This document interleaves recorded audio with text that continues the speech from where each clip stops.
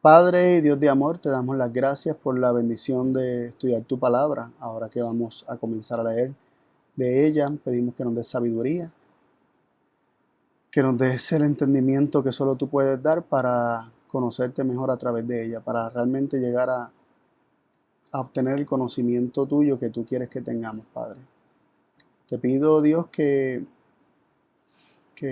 dirijas nuestras mentes, que abran nuestros corazones y que podamos reflexionar, Señor, que tu palabra realmente penetre hasta lo más profundo de nuestro ser, discerniendo todo lo que tenga que ser discernido. Gracias, Padre, por escucharnos. En el nombre de tu Hijo amado, Cristo Jesús. Amén. Bueno, eh, todo para su gloria. Y, y quisiera comenzar leyendo 1 Corintios 10:31. Dice así: si pues coméis o bebéis o hacéis otra cosa, hacedlo todo a gloria de Dios. Esto dice la versión de 1909. Las versiones más modernas dicen para la gloria de Dios. Y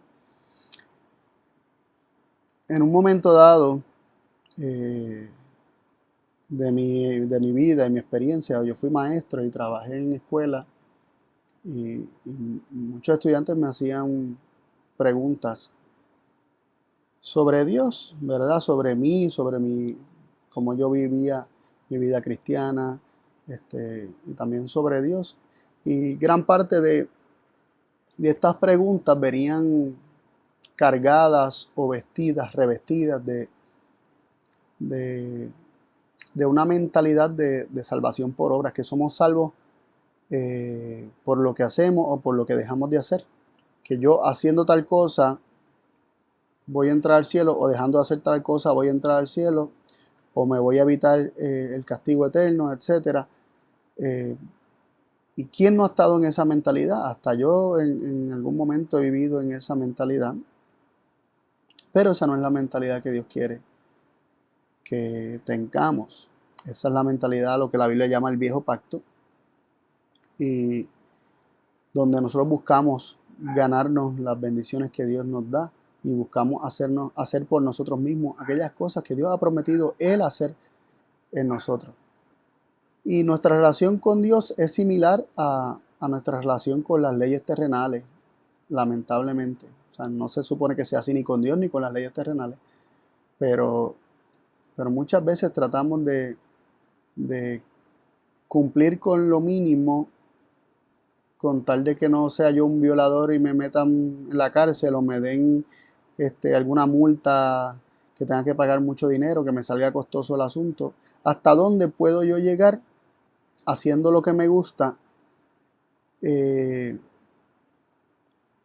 y no ser considerado un transgresor de la ley? Esa lamentablemente es la mentalidad que, ¿verdad? Que abunda en este mundo. Eh, los gobiernos, los países, hasta dónde los negocios, hasta dónde yo puedo llegar, no siendo un transgresor, pero como quiera cayendo en acciones que no hablan muy bien o de uno o que dejan a otro mal parado. ¿Hasta dónde yo puedo llegar sin ser contado como transgresor y sin tener que enfrentar un castigo o una penalidad? Y eso también se transfiere a la vida cristiana, esa mentalidad donde miramos nuestra vida cristiana como hasta dónde yo puedo hacer lo que yo quiero, lo que a mí me gusta, y cumplir con Dios y darle a Dios lo que Él quiere, pero yo, pues, ¿verdad? Y por la ley ser exonerado de cualquier castigo, pero por otro lado sigo haciendo las cosas que me gustan, ¿no? Y hasta dónde puedo participar de tal cosa, hasta dónde es pecado esto, cuándo comienza el pecado. Este, y no vamos a entrar en mucho detalle porque ese no es el tema, pero el pecado comienza desde aquí, ¿no? Lo vamos diciendo, eso fue lo que dijo Jesús, que, que, que cuando un hombre ya codició, en su mente ya pecó. Así que esto nos confronta a todos, ¿no? Esto nos confronta a cada uno de nosotros porque en algún momento de nuestras vidas hemos actuado de esta forma. Y nada, esto me pasó también en la escuela. Venían estudiantes, y por ahí era que iba el asunto, venían estudiantes a hacerme preguntas sobre la vida cristiana. Y muchas de estas preguntas, como las mencioné, estaban revestidas de esta mentalidad que acabamos de describir, donde se me pedía a mí que yo describiera una lista de cosas que yo entendía que eran correctas y una lista de cosas que eran incorrectas. A lo que, sinceramente, me remití a las escrituras y les dije, miren, cada cual tiene las escrituras y cada cual puede pedirle a Dios discernimiento para ver qué dice las escrituras, que es una buena conducta y que no lo es. Y si tú le crees a Dios, pues vas a recibir esa palabra, y esa palabra en tu corazón pues va a hacer que tú vivas conforme a esa palabra que recibiste, que aceptaste, que abrazaste, que atesoraste en el corazón. Dios va a hacerlo en ti por medio de su espíritu en tu vida. Pero es un proceso personal e individual donde cada individuo tiene que ser convencido de pecado. Y esa es la primera obra del Espíritu cuando viene a nuestra vida, ¿verdad? Que cuando el Espíritu de Dios viene, lo primero que hace es convencernos de pecado, luego de justicia y de juicio, ¿verdad? Pero así nos lo presenta Jesús en el Evangelio de Juan. Y el Espíritu mismo ha de mostrarnos a nosotros lo que está mal en nosotros. Pero no me corresponde a mí ser la conciencia de nadie. Yo sí puedo decir, bueno, las escrituras dicen que matar es malo, yo puedo decir esto, aquello, lo otro, y son cosas bastante, podríamos decir que se entienden por defecto, ¿no? Muchas veces, pero hay otras cosas que no son tan claras para muchas personas, pero están en las escrituras y hay que pedir discernimiento para que el Señor nos las revele. Hay muchas cosas de nuestras vidas que no están bien y muchas veces nosotros mismos no nos damos cuenta, y tenemos que pedirle al Señor que escudriñe nuestros corazones y saque a relucir todo aquello que no está bien. Y el Señor lo va a hacer. Él ha prometido que lo va a hacer y que nos ha de purificar. Pero tenemos que tener un corazón dispuesto a recibir lo que el Señor nos revele acerca de nosotros mismos, ¿no? Y volviendo al punto y al versículo con el que comenzamos, dice, pues si coméis o bebéis o hacéis otra cosa, hacedlo todo para la gloria de Dios. ¿Y qué nos está diciendo este versículo?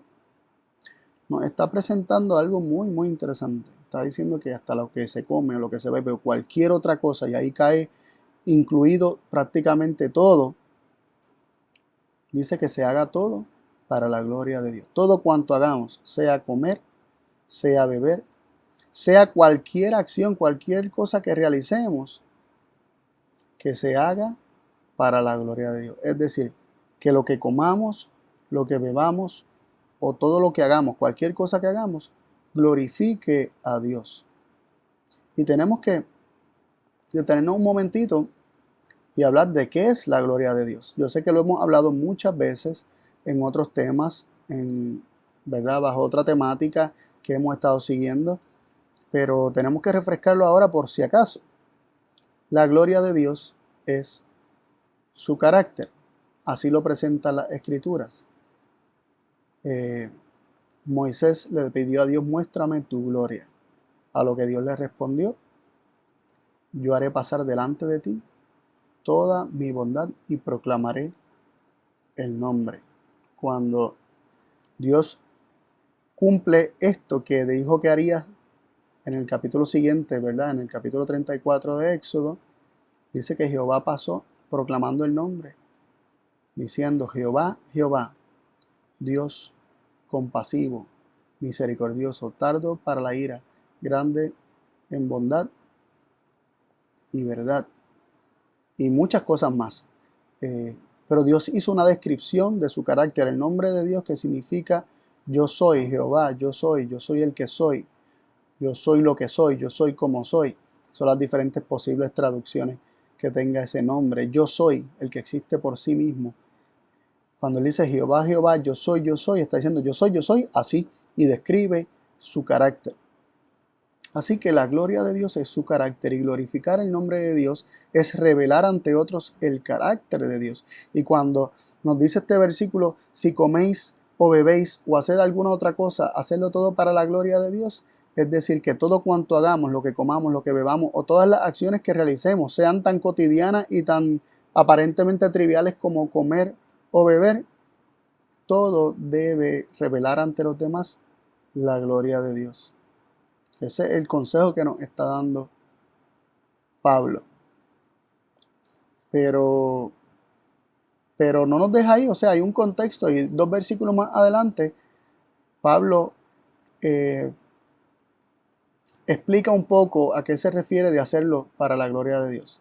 El versículo 33, o sea, 2 versículos más adelante, habíamos leído 1 Corintios 10:31, pues 2 versículos más adelante, en 1 Corintios 10:33, Pablo dice, como también yo en todas las cosas complazco a todos, no procurando mi propio beneficio, sino el de muchos, para que sean salvos. Y esto arroja mucha luz sobre qué significa hacer todo para la gloria de Dios.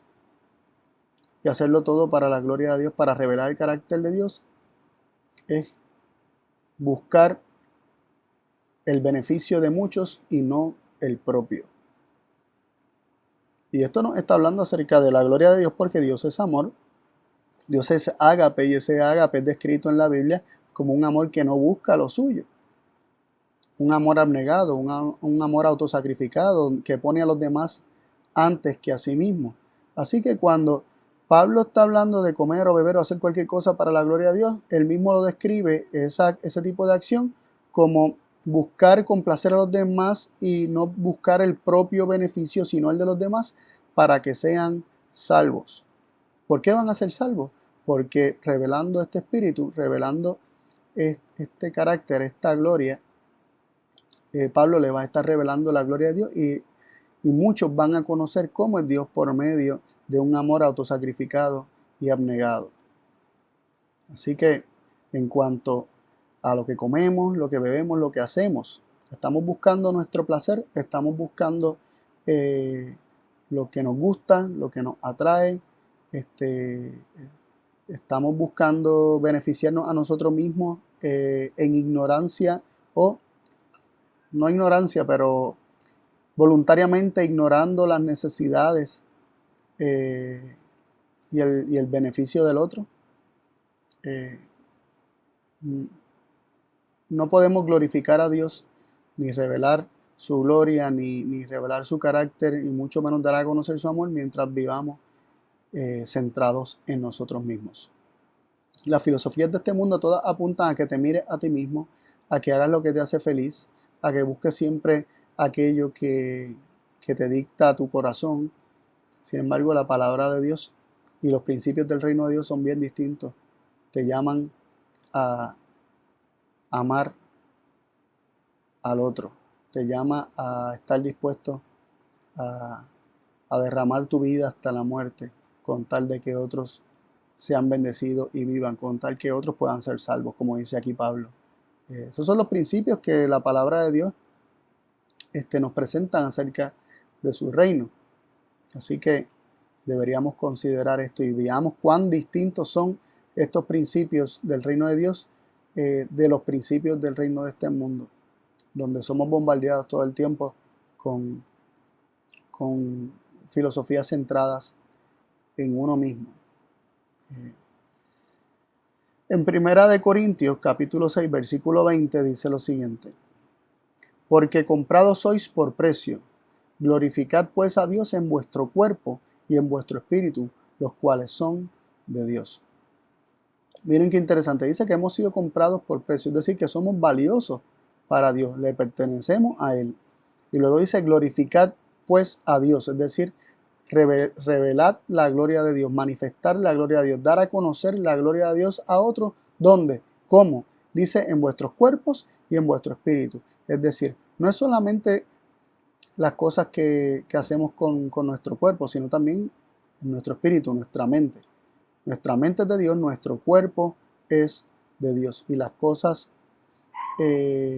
tanto las cosas que se hacen en la carne, o sea, en el cuerpo, las cosas físicas, las acciones físicas, las actividades físicas, deben glorificar a Dios, y también deben glorificar a Dios aquellas cosas que ocurren acá, ¿no?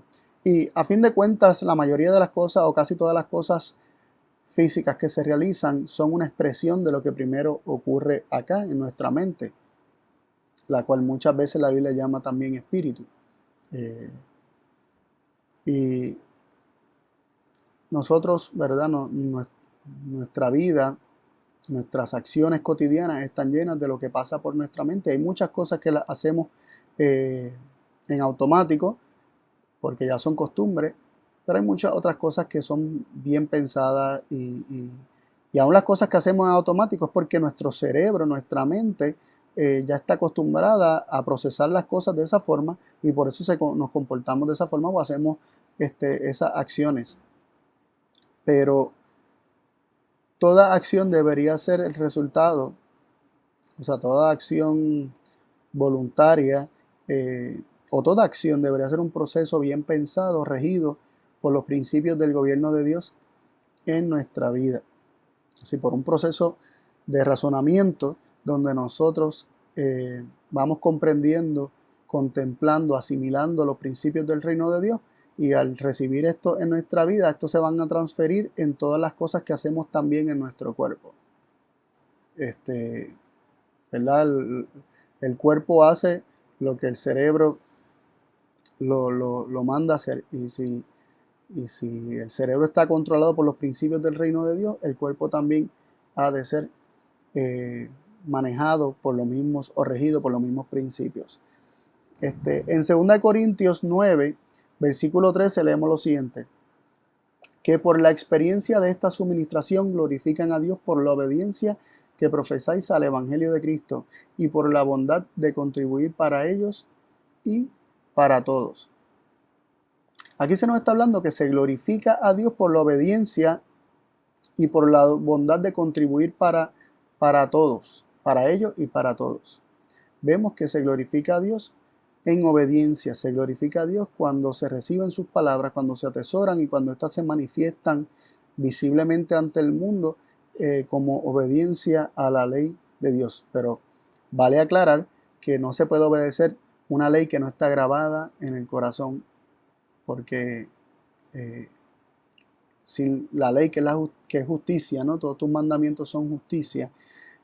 No se puede vivir justamente sin que la ley que es justicia esté adentro de nosotros. Nosotros no tenemos justicia propia, sino que nuestra justicia es como trapo de inmundicia, y si no tenemos esa justicia que proviene de Dios, nuestras acciones no van a ser conforme a la justicia de Dios, y por lo tanto, aunque creamos que estamos obedeciendo, realmente no estamos obedeciendo. Es imposible al hombre vivir en justicia si no se recibe en primer lugar la justicia de Dios por la fe. Pero el punto que queremos resaltar aquí es que se glorifica a Dios, es decir, se revela la gloria de Dios, se revela su carácter cuando vivimos en obediencia, porque los mandamientos de Dios son una transcripción de su carácter, son una revelación al hombre de cómo es el carácter de Dios, de cómo es Dios. Y cuando el hombre vive en obediencia a los mandamientos de Dios, el hombre está dando testimonio al mundo de cómo es Dios. Primera de Pedro 4:11 dice: si alguno habla, hable conforme a las palabras de Dios. Si alguno ministra, ministre conforme a la virtud que Dios suministra, para que en todas cosas sea Dios glorificado por Jesucristo, al cual es gloria e imperio para siempre, jamás. Se nos dice aquí que para nosotros glorificar a Dios, para que Dios sea glorificado en nuestras vidas por medio de Jesucristo, morando en nosotros, Cristo en vosotros, la esperanza de gloria, la esperanza de poder glorificar a Dios, la esperanza de poder revelar la gloria de Dios, la esperanza de tener la gloria de Dios, que es Cristo en vosotros, como dice Colosenses 1, 26 y 27. Se nos presenta que para que eso sea una realidad, no debemos hablar nuestras propias palabras, sino conforme a las palabras de Dios. Es decir, recibir la palabra de Dios y solamente hablar la palabra de Dios. Si alguno ministra, Si damos algo, si hacemos algo, que no sea lo que nos sale a nosotros hacer, sino que sea conforme, dice el versículo, a la virtud que Dios suministra. Es decir, conforme a lo bueno que Dios te dio, que Dios te suministró. Si das algo, da de lo bueno que Dios te dio, de lo virtuoso que Dios te dio, de todo lo bueno que Dios da. Si hablas alguna palabra, que esa palabra sea conforme a la palabra de Dios, que no sean tus propias palabras, sino las que Dios te da. Y de esa forma Dios es glorificado. Y me llamó la atención como dice que si alguno ministre conforme a la virtud que Dios suministra. Es decir, todo lo bueno, lo que Dios da, porque todo lo que Dios suministra es bueno. Dice en Santiago capítulo 1, versículo 17, Santiago 1:17 dice: toda buena dádiva y todo don perfecto es de lo alto, que desciende del Padre de las luces, en el cual no hay mudanza ni sombra de variación. Todos los buenos dones, todas las buenas dádivas, todos los buenos regalos es de lo alto, del Padre de las luces. Es decir, de Dios desciende todo lo bueno. En Dios no desciende nada malo, sino que toda buena dádiva y todo don perfecto desciende del Padre de las luces, en el cual no hay mudanza ni sombra de variación. Es decir, Él no cambia, Él es así siempre. Él siempre va a tener buenos dones y buenas dádivas, dones perfectos para dar. Y esos son los mismos dones que nosotros debemos ministrar, porque son cosas buenas que Dios nos ha dado para que nosotros entonces también las extendamos para los demás. Filipenses 4:8 nos dice algo bien interesante. Dice: por lo demás, hermanos, todo lo que es verdadero, todo lo honesto, todo lo justo, todo lo puro, todo lo amable, todo lo que es de buen nombre, si hay virtud alguna, si alguna alabanza, en esto pensad. Y aquí vamos a la raíz de nuestra vida, ¿no? Que son los pensamientos. Y puede ser también la raíz de muchos problemas en nuestra vida. Se nos dice que debemos pensar en lo verdadero, en lo honesto, en lo justo, en lo puro, en lo amable, lo de buen nombre, lo que tiene virtud, lo que es digno de alabanza. Sobre estas cosas deben recaer y reposar nuestros pensamientos.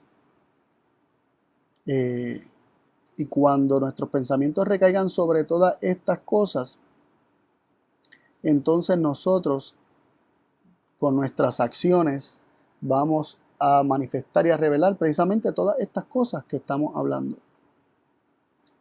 También leemos en Filipenses capítulo 2, versículos del 3 al 5. Y aquí vamos a ver nuestro ejemplo a Jesús. Vamos a ver nuestro ejemplo a Jesús, que nos dice Filipenses 2 del 3 al 5. Nada hagáis por contienda o por vanagloria, antes bien en humildad, estimándoos inferiores los unos a los otros, no mirando cada uno a lo suyo propio, sino cada cual también a lo de los otros.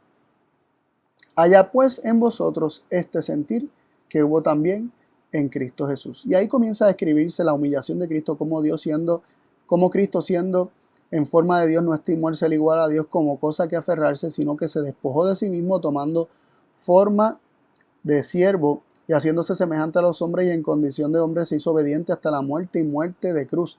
Y nos presenta un proceso de humillación, humillación, humillación, humillación.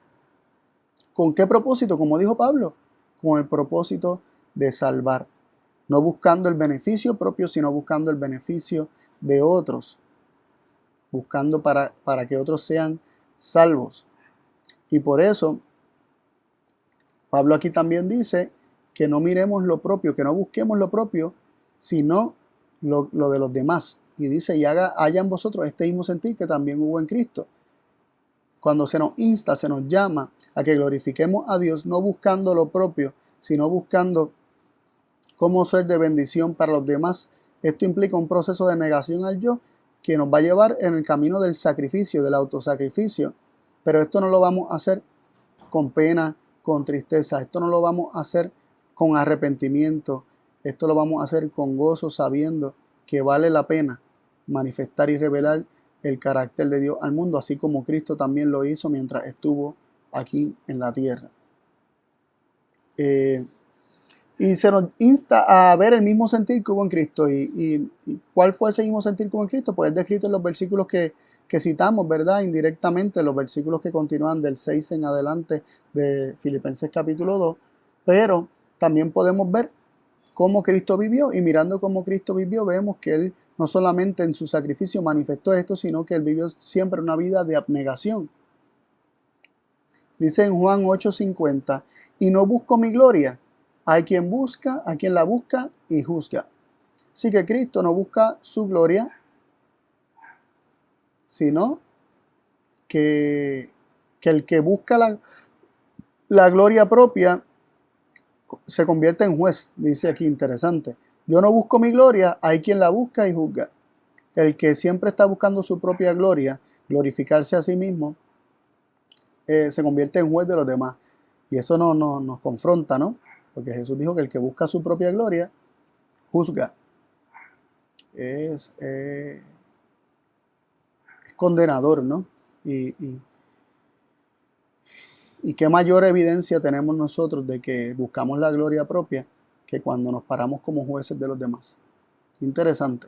Pero Cristo, lo que queremos resaltar realmente es que Cristo no buscaba su propia gloria, no buscaba su gloria, no busco mi gloria, yo no busco glorificarme a mí. Él siempre enseñó que él buscaba glorificar a su Padre. Dice en Juan 7:18, el que habla de sí mismo su propia gloria busca, mas el que busca la gloria del que le envió, este es verdadero y no hay en él injusticia. Cuando reconocemos a Dios como la fuente, la gran fuente de todo y la fuente de todas las cosas, la fuente del amor, la fuente de bendición, cuando lo reconocemos a Él como la gran fuente de todo y que toda buena dádiva y todo don perfecto procede de Él, nunca vamos a gloriarnos ni a glorificarnos a nosotros mismos. ¿Por qué? Porque reconocemos que nada bueno de lo que tenemos realmente procede de nosotros. En nosotros no hay nada bueno. Pero cuando nosotros reconocemos que todo procede de Dios, vamos a buscar simplemente dar a conocer que todo cuanto tenemos, todo cuanto hemos recibido es de Dios, que lo hemos recibido, y dice que es verdadero y no hay injusticia en la persona que busca la gloria del que lo envió, es decir, la gloria de Dios, la gloria de la gran fuente de todo, de quien proceden todas las cosas, como presenta 1 Corintios capítulo 8, verso 6, que el Padre es el único Dios verdadero, ¿verdad? La gran fuente de todo, de quien proceden todas las cosas. También en Juan 5:30 Jesús dijo lo siguiente, no puedo yo de mí mismo hacer nada, como oigo juzgo, y mi juicio es justo porque no busco mi voluntad, mas la voluntad del que me envió, del Padre. Ahí vemos cómo está bastante relacionado buscar la gloria de Dios y querer hacer su voluntad, y buscar la gloria propia y querer hacer nuestra voluntad. Y Jesús dice que Él no hace nada de sí mismo, que como Él oye, Él juzga, y su juicio es justo porque Él no busca su voluntad, sino la voluntad del que le envió, el Padre. Y es interesante que Jesús dijo que como Él oye, juzga. ¿Y cómo es que Él juzga? Más adelante en el capítulo 12 Él dice que Él no juzga a nadie, sino que a la palabra que Él ha hablado en el día postrero, esa palabra le juzgará al hombre. Así que ¿cómo es que Él juzga? Él revela la verdad. Cristo revela la verdad, y en el día postrero esa misma verdad rechazada o aceptada hará su trabajo. Pero es muy interesante cómo Jesús dice, como oigo juzgo. Es decir, yo juzgo conforme a lo que oí de cómo se debe juzgar. Y tenemos evidencia de cómo Jesús emitió juicio y cómo fue que muchas personas se sintieron juzgadas delante de Él, pero nunca fue porque Jesús los acusó, los señaló, ni nada por el estilo, sino que ante la revelación de la verdad y del carácter de Dios manifestado en Cristo, las demás personas se sentían confrontadas, se sentían acusadas, pero era por su propia conciencia, como también en Juan capítulo 8 se nos presenta. El versículo 19 del mismo capítulo de Juan, ¿verdad? Juan 5, 19 dice, respondió entonces Jesús y díjole, de cierto os digo, no puede el Hijo hacer nada de sí mismo, sino lo que viera hacer al Padre, porque todo lo que él hace, eso también hace el Hijo juntamente. Cómo Cristo glorifica a su Padre, cómo Cristo vive este principio de autonegación, de autosacrificio, pensando en los demás, cómo es que Cristo manifiesta ese sentir del cual Pablo habló en Filipenses capítulo 2, que no busca lo propio. Él lo manifestó no hablando de sí mismo, lo manifestó no buscando su gloria, no haciendo de sí mismo nada, dice que no hace nada de sí mismo, sino que lo que él viera hacer al Padre, solamente lo que él viera hacer al Padre, eso hace el Hijo juntamente. En el capítulo 14 de Juan también se nos presenta que ni las propias palabras que Cristo hablaba eran de él, ni las mismas palabras que él hablaba eran de él, sino que no eran propias, eran del Padre. El Padre que moraba en él hacía las obras. Y en esta vida de Cristo de autosacrificio, que viene desde lo que se piensa, lo que se tiene en la mente, lo que se recibe en la mente, lo que se contempla, los pensamientos que se tienen, las palabras que se hablan, las acciones que se realizan, todo esto eran regidos por unos principios de vida que se ven manifiestos en la vida de Jesús claramente como principios del reino de Dios, donde no se busca lo propio, sino que se busca siempre el beneficio de otros. Y en la oración de Jesús, la última oración de Jesús con sus discípulos, antes de su muerte, en Juan capítulo 17, versos del 1 al 4, leemos, estas cosas habló Jesús, y levantando los ojos al cielo dijo, Padre, la hora es llegada, glorifica a tu Hijo para que también tu Hijo te glorifique a ti, dice el versículo 1. Es decir, Cristo reconocía que él necesitaba recibir de la gloria de Dios para que él pudiera glorificar a Dios. Él reconocía que él no podía hacerlo de sí mismo, sino que él necesitaba que su Padre le diera de su gloria para él entonces poder revelar esa gloria al mundo. Había llegado la hora, una hora muy difícil, y él quería glorificar al Padre. El versículo 2 dice, como le has dado potestad de toda carne para que dé vida eterna a estos los que le diste. Aquí él conecta el dar vida eterna con glorificar al Padre. Cuando se glorifica a Dios se está dando vida eterna. ¿Por qué? Versículo 3 lo explica. Esta empero es la vida eterna, que te conozcan el solo Dios verdadero y a Jesucristo al cual has enviado. La vida eterna es conocer a Dios o radica en el conocimiento del único Dios verdadero. Entonces Cristo, al pedir que Dios le dé de su gloria para Cristo poder revelar esa gloria y dar vida eterna a los hombres, está diciendo, Padre, si tú me sigues dando de tu gloria, yo puedo entonces revelar tu gloria al mundo, revelar tu carácter al mundo, y el mundo conociéndote entonces puede tener vida eterna. Y el versículo 4 dice, yo te he glorificado en la tierra, he acabado la obra que me diste que hiciese. Cristo en toda su vida había buscado glorificar al Padre. Como él dijo, no busco mi gloria, yo busco la gloria del que me envió, la gloria de Dios. Era lo único que Cristo buscaba revelar en este mundo. Y él glorificó a Dios en esta tierra porque él reveló el carácter de Dios. En cada transacción, en cada mirada, en cada gesto, en cada palabra, Cristo estaba revelando la gloria de Dios.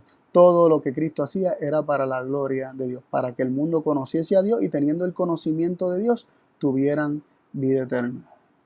Juan 17:6, 2 versículos más adelante, ¿verdad? Dice, he manifestado tu nombre a los hombres que del mundo me diste. Tuyos eran y me los diste y guardaron tu palabra. Cristo manifestó el nombre de Dios, es decir, manifestó cómo es Dios, manifestó la gloria de Dios, su carácter. Él lo reveló. Y aún en la cruz lo habría de revelar, porque al final de la oración termina diciendo, he manifestado tu nombre a los hombres que del mundo, perdonen, repetí el 6. Yo le he manifestado tu nombre, dice el 26, y manifestarélo aún, para que el amor con que me has amado esté en ellos y yo en ellos. Yo le he manifestado tu nombre y aún lo manifestaré, aun cuando, si Cristo iba a ser crucificado exactamente en la crucifixión, aún en la crucifixión sería una revelación del amor de Dios, con el propósito de que conociendo este amor, el amor con que Dios los había amado, o los ha amado, o nos ha amado a nosotros, estuviera en nosotros y Cristo en nosotros. Tremendo.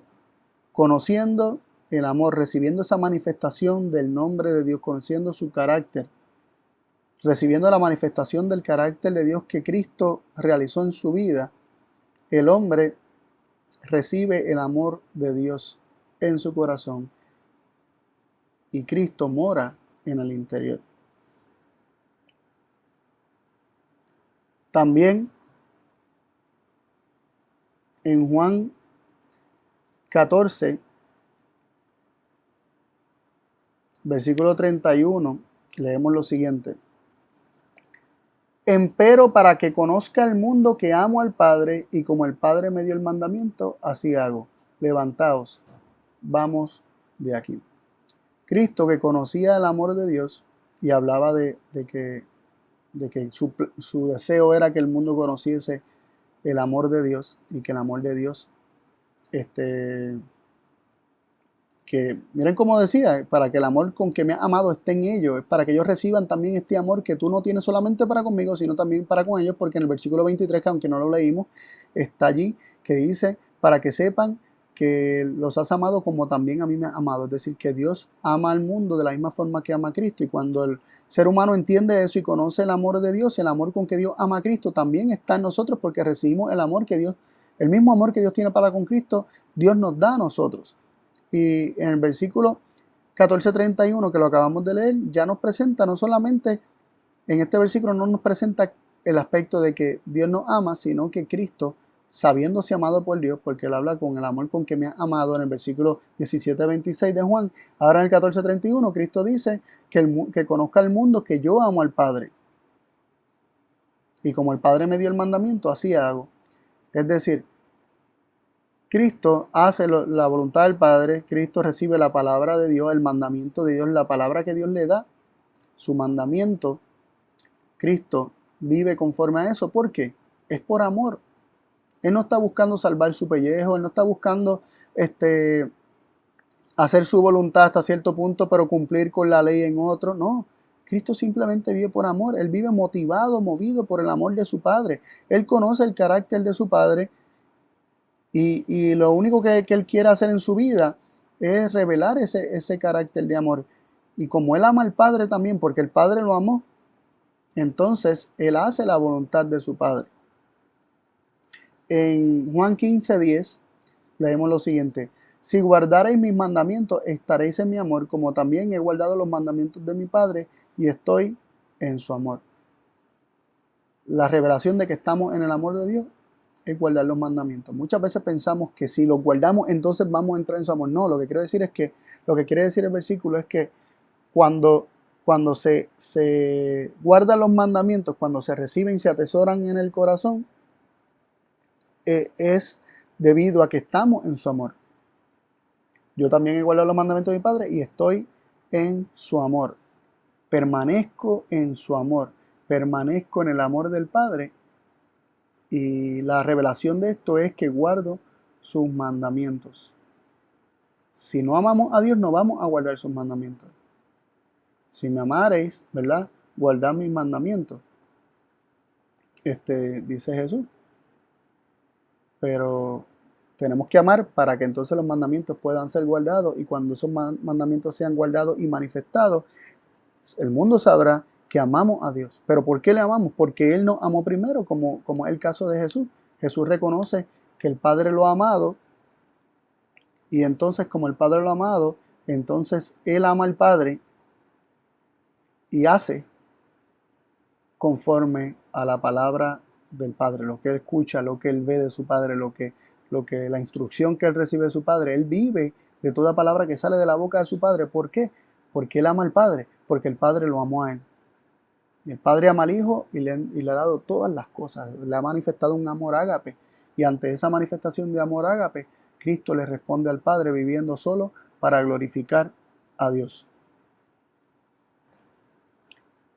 En 1 Juan 4:8, un versículo muy conocido, dice: el que no ama no conoce a Dios, porque Dios es amor. Miren qué interesante, se nos presenta aquí como una causa y efecto. El que no ama no conoce a Dios, es decir, quien no ama, ya sea a Dios o al hombre, el que no ama a Dios es porque no le conoce, porque Dios es amor. No se puede amar sin conocer a Dios. Y el que no ama no conoce a Dios, pero si conocemos a Dios y conocemos el amor que Él ha tenido para con nosotros, le amaremos. ¿Y qué es lo que ocurrirá como consecuencia? Sabremos, sabiendo que Él es amor, le amaremos y amándole, viviremos para su gloria, así como Cristo siempre vivió para la gloria de su Padre. En el versículo 16 de 1 Juan 4 leemos: y nosotros hemos conocido y creído el amor que Dios tiene para con nosotros. Dios es amor y el que vive en amor vive en Dios y Dios en él. Tremendo. Conociendo y creyendo el amor que Dios tiene para con nosotros, sabiendo que Dios es amor, entonces creyendo y conociendo eso, vivimos en amor y Dios mismo vive en nosotros porque Dios es amor y nosotros vivimos en Dios, permanecemos en Él. Versículo 19 dice: nosotros le amamos a Él porque Él nos amó primero. Es conociendo el amor de Dios lo que es, ahí es ¿verdad? Lo que detona, el detonante para que se genere todo este tipo de dinámica que hemos estado hablando, de glorificar a Dios y querer vivir para revelar su gloria, para revelar su carácter, es conocer y entender, creer que Él nos ama. Y entonces le amaremos. Y amándole también amaremos a nuestro prójimo, porque el que ama a Dios también ama a todo el que es engendrado de Dios, dice la palabra de Dios, es decir, a su hermano, a su prójimo, todo aquel ¿verdad? Que es mi prójimo, todo aquel que está a mi lado, todo aquel que está próximo a mí, lo voy a amar también porque voy a entender que Dios también lo ama como a mí también y por Él también Dios dio a su Hijo. Y en Colosenses 3, 17 y 23 leemos: y todo lo que hacéis, sea de palabra o de hecho, hacedlo todo en el nombre del Señor Jesucristo, dando gracias a Dios Padre por Él. Dice el 17. Y es interesante este versículo porque dice que todo cuanto hagamos, ya sea de acción o palabra, que lo hagamos en el nombre del Señor Jesús. Y en el nombre del Señor Jesús no significa simplemente decir en el nombre de Jesús y hacer lo que me da la gana. No, hacer todo en el nombre de Jesús significa hacer todo cuanto implique el carácter de Cristo. Todo cuanto el carácter de Cristo realice, hacer eso también. Hacerlo todo en el nombre de Cristo, es decir, es hacerlo todo en el carácter de Cristo, en el espíritu de Cristo. Y esto es tremendo, ¿no? Porque no tenemos que especular de cómo es Jesús y cómo es su carácter. Él lo reveló y lo reveló exactamente como el de su Padre. Los principios están ahí en las Escrituras para nosotros estudiarlo, escudriñarlo, contemplarlo y ser transformado a la misma imagen. Todo cuanto hagamos, sea de palabra o de acción, hacerlo en nombre de Jesús y en el carácter de Jesús. Y Jesús, que siempre buscaba glorificar al Padre, todo cuanto hagamos en el nombre de Jesús siempre va a glorificar a Dios. Siempre va a ser hecho, realizado para la gloria de Dios. Por cuanto Cristo nunca hizo nada que no fuera para la gloria de su Padre. Y el versículo 23 de Colosenses 3 dice: y todo lo que hagáis, hacedlo de ánimo como al Señor y no a los hombres. Hacerlo con ánimo, hacerlo con alegría, hacerlo con deseos, ¿no? No hacerlo a regañadientes, sino con gozo en el corazón, con alegría, sabiendo que nuestro Padre es amor y que revelándolo al mundo, el mundo también sabrá que tiene un Padre de amor y lo recibirá como tal. Así que, nada, esto era una reflexión que quería compartir hoy. Y espero que reflexionemos sobre esto, en lugar de estar juzgando a los demás, o en lugar de estar diciendo puedo hacer esto, no puedo hacer aquello, hasta cuándo puedo hacer, hasta cuánto se me permite hacer esto o aquello o lo otro. Asegurémonos de tener los ojos puestos en Cristo Jesús, quien nos reveló el carácter de Dios. Y pidámosle a Dios que todo cuanto pensemos, deseemos, anhelemos, aspiremos, sea para revelar su carácter al mundo. No para que el mundo me mire a mí, sino para que los ojos del mundo sean redirigidos hacia Dios. Pero esto ocurrirá solamente cuando sepamos, conozcamos, creamos el amor que Él ha tenido para con nosotros. Este mismo amor abnegado, autosacrificado, se manifestará en nuestras vidas, tanto para con Dios como con nuestro prójimo, y de esa forma revelaremos el carácter de Dios al mundo. Te invito a orar. Padre y Dios de amor, gracias por tu palabra, gracias por Cristo Jesús, tu palabra viviente. Gracias porque Él te reveló perfectamente y te podemos conocer por medio de Él. Pedimos tu dirección siempre en nuestra vida para que tu Espíritu nos guíe y nos muestre, Señor, aquellas cosas que provienen de ti y aquellas cosas en las que debemos dedicar nuestros pensamientos y nuestra imaginación, y también para que nos libres de todo aquello que debemos evitar en pensamiento, en palabra y en acción. Para que podamos glorificarte, Padre, y siempre buscar de todo corazón que tu nombre sea conocido y que muchos sean salvos al conocerte, que eres amor. Gracias, Padre. Sé con nosotros hoy en el nombre de Jesús. Amén.